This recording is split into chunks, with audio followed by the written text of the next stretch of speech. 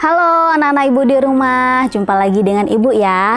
Nah, pertemuan kali ini kita akan melanjutkan materi tentang laporan neraca berdasarkan persamaan dasar akuntansi. Adapun tujuan pembelajaran yang akan kita capai pada pertemuan kali ini adalah peserta didik mampu untuk menyusun laporan neraca berdasarkan persamaan dasar akuntansi. Ayo anak-anak, kita belajar sekarang. Semangat! SMK bisa!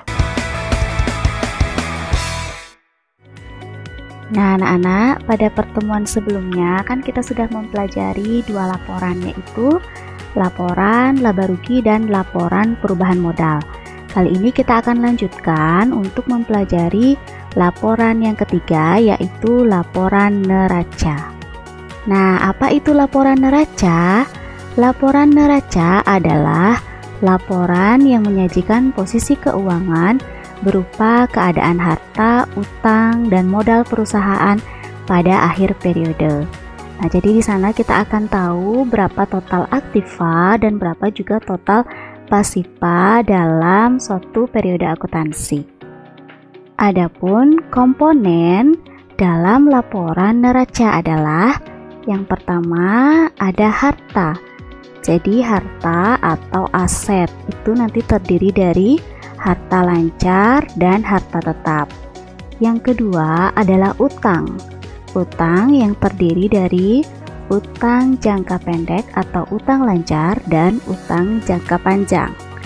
Nah, yang terakhir nanti kita akan mencari nilai dari modal akhir.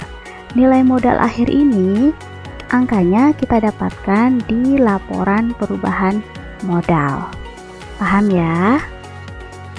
Nah, untuk bentuk laporan neraca itu ada dua ya anak-anak. Ada bentuk skontro dan ada bentuk stafel. Kalau skontro itu adalah neraca yang disajikan dalam bentuk sebelah menyebelah. Jadi ada yang sebelah kiri dan sebelah kanan.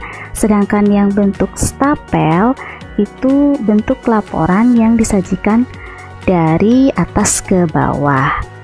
Nah, untuk kalian lebih mudahnya memahami, ini ada contoh ya. Contoh persamaan dasar yang Afhan, Necis, dan Keren Taylor. Nah, yang sebelumnya juga sama, kita memakai contoh ini ya.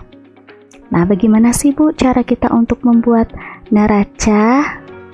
Nah, jadi sesuai dengan komponen untuk membuat laporan neraca, nah seperti ini. Laporan neraca Afhan, Necis, dan Keren Taylor, neraca atau balance sheet per 30 April 2017. Nah, kalian lihat ini ibu pakai yang bentuk skontro ya, atau bentuk T. Jadi ada sebelah menyebelah. Jadi ada sebelah kiri dan ada sebelah kanan. Nah, ini yang terdiri dari ini aktiva dan yang ini adalah pasivanya. Nah, sekarang kita lihat angka-angka ini kita ambil dari persamaan dasar akuntansi, dimulai dari harta lancar. Nah, ini ada kas ya. Kita lihat dulu. Ya, ini kita lihat saldo akhir setelah tanggal 30. Jadi saldo yang paling akhir. Nah, aset. Aset atau harta ada cash. Itu adalah kas dengan nilai 30.400.000. Jadi kita catat kas 30.400.000. Nah, harta lancar apa lagi yang ada? Kita lihat di sini.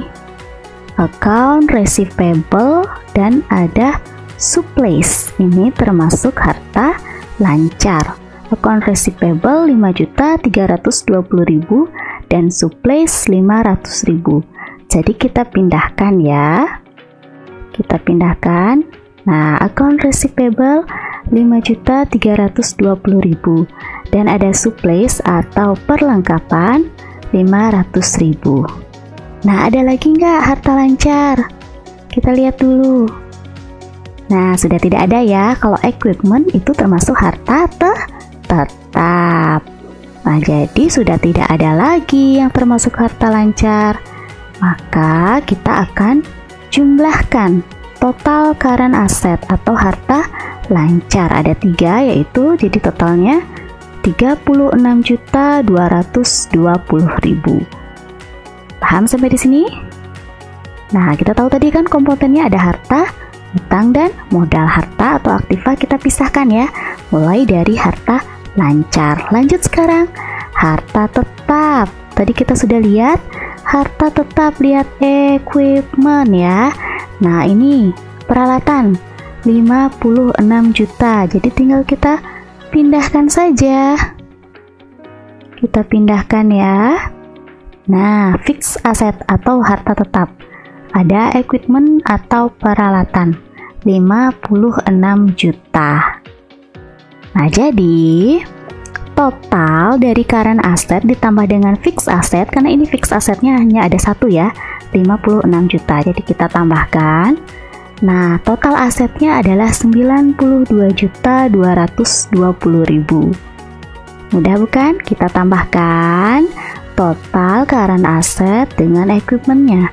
Totalnya adalah 92.220.000.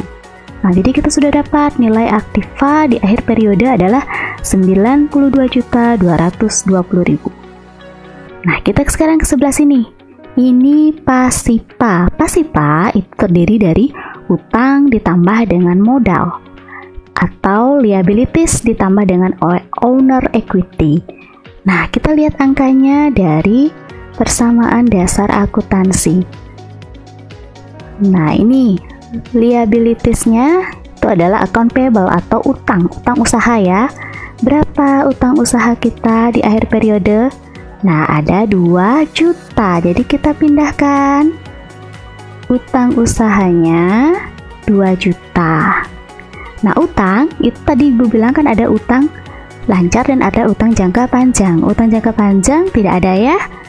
Jadi hanya ada utang lancar. Nah, lalu kita masukkan modal. Modal ini adalah modal akhir. Dari mana kita dapat angka modal akhir? Jadi bisa saja dari laporan perubahan modal tentunya. Titan sudah membuat sebelumnya ya. Laporan perubahan modal 90.220.000. Jadi angka ini yang kita ambil. Jangan kita pakai angka modal awal. Yang dipakai adalah nilai modal akhir. Jadi kita masukkan di sini 90.220.000. Ya, jadi 2 juta ditambah 90.220.000, maka total pasiva adalah 92.220.000. Nah, jadi sudah sesuai dengan persamaan dasar akuntansi ya. Rumusnya adalah aktiva sama dengan pasiva. Nah, ini sudah balance. Aktiva atau total aset 92.200.000. Pasiva juga sama 92.220.000. Nah, mudah bukan? Jadi kalian harus ingat unsur dari neraca ada aktiva dan pasiva. Aktiva itu adalah harta, pasiva itu terdiri dari utang ditambah modal. Nah, mudah bukan anak-anak? Semoga kalian memahaminya ya. Nah, sekian dulu pertemuan hari ini. Nanti kalian harus berlatih di rumah ya. Terima kasih dan selamat berlatih. Sampai jumpa. Salam sehat.